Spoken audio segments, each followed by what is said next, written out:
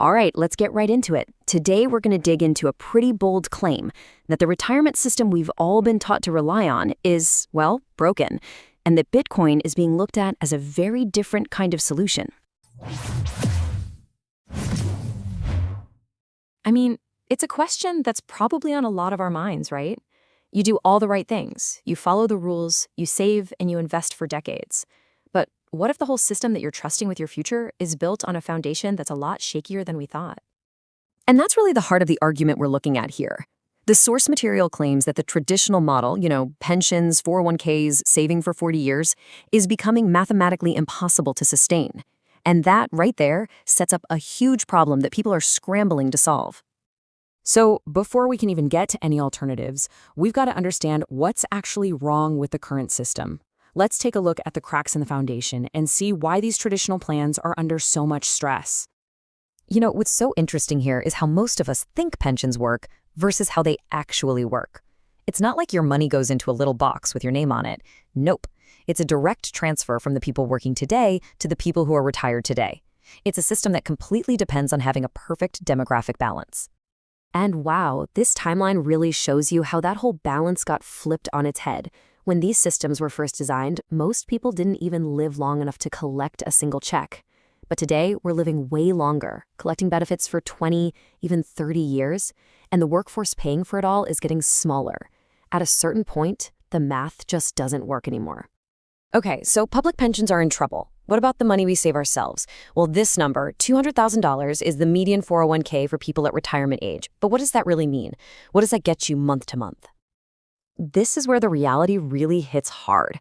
If you follow the standard financial advice, the 4% rule, that nest egg gets you about $660 a month. I mean, just let that sink in. Think about your monthly bills. Could you live on that?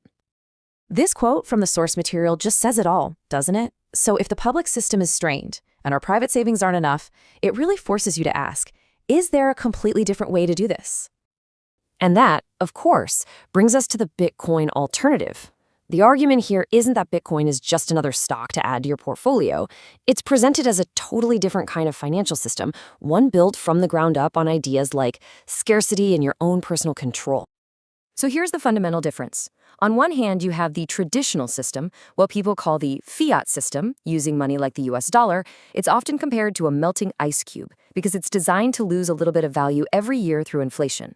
But on the other hand, you have Bitcoin, which is presented as something that is mathematically scarce, a potential store of value that you control directly with no bank in the middle. So how would you even use this in the real world? Well, the source suggests we should look at how the super wealthy manage their money. See, they don't sell their best assets to pay for things. No way. They borrow against them. That way, the original asset is safe, it keeps growing, and they still get the cash they need. The idea is that maybe, just maybe, that same playbook could be applied to Bitcoin. And here's that playbook broken down into 3 steps for Bitcoin. Step 1, accumulate the asset. Makes sense. Step 2, and this part is absolutely critical. You hold it yourself. You become your own bank. You get it off the exchanges and into your own possession.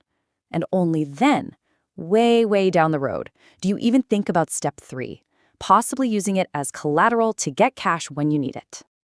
Okay, so if that's the game plan, it leads to the $1,000,000 question, or maybe the million Satoshi question, right? How much is actually enough? If you're going down this road, what's the target you should even be aiming for? The source actually breaks this down into 2 big milestones. First up is owning 0.1 Bitcoin. This is positioned as an attainable goal for a lot of people, a solid foundation that acts as a powerful hedge. Then you have the bigger goal, owning 1 whole Bitcoin. That's obviously a much more ambitious target, but it's the one that's talked about as a real path towards creating that self-sovereign cash flow later in life. And this chart, man, this really puts that whole scarcity argument into perspective. Just look at the raw numbers. There will only ever be 21 million Bitcoin, period. But there are already over 58 million millionaires in the world today. The math is right there in front of you. There isn't even enough for every millionaire on Earth to own half a coin. And I think this is just a fantastic analogy. It reframes the whole idea. It's not about holding some abstract token. It's like you're securing a small piece of valuable digital real estate in a new frontier. It just makes the concept click, you know? All right, so we've covered the what and the why. Now let's dig into the how. Because the strategy for getting there, according to the source, is a world away from the slow 40-year grind that we're all used to hearing about. Now, this next idea, it really goes against everything we're typically taught about investing. We hear diversify, diversify, diversify all the time. But the source here makes the case that many of the world's biggest fortunes were built by doing the exact opposite, by concentrating, by going all in on a single asset they had incredible conviction in. Think Jeff Bezos with Amazon or Mark Zuckerberg with Meta. And the ways to actually do this are pretty straightforward. If you have the capital, you can make a lump sum investment. But for most people, the go-to strategy is something called dollar cost averaging. It's simple. You just make consistent, regular purchases over time. This helps smooth out the crazy price swings and, maybe most importantly, it takes emotion out of the driver's seat. Okay, we have to shift gears and talk about the risks because they are very, very real. This is not some magic, risk-free path. The core message is that with the power of financial sovereignty comes a massive amount of personal responsibility. The source lays out 4 major threats to be aware of. You've got political risk, like governments trying to interfere. You've got financial centralization risk, as big Wall Street firms get more involved. There's a far-off technological threat from quantum computing. And then there's the big one, the most immediate danger for most people, custodial risk. That's the risk of leaving your assets on an exchange where you don't truly control them. And really, it all boils down to this quote. This is the bottom line.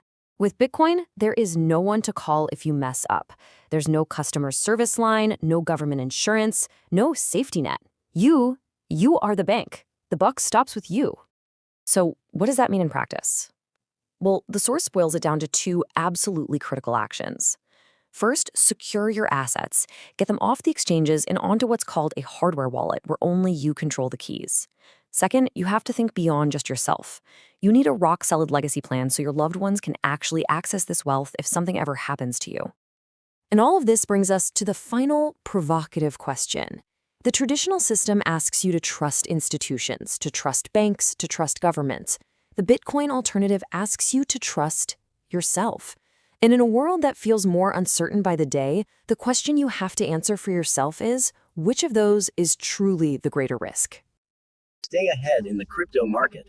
Subscribe now for the latest global news and updates.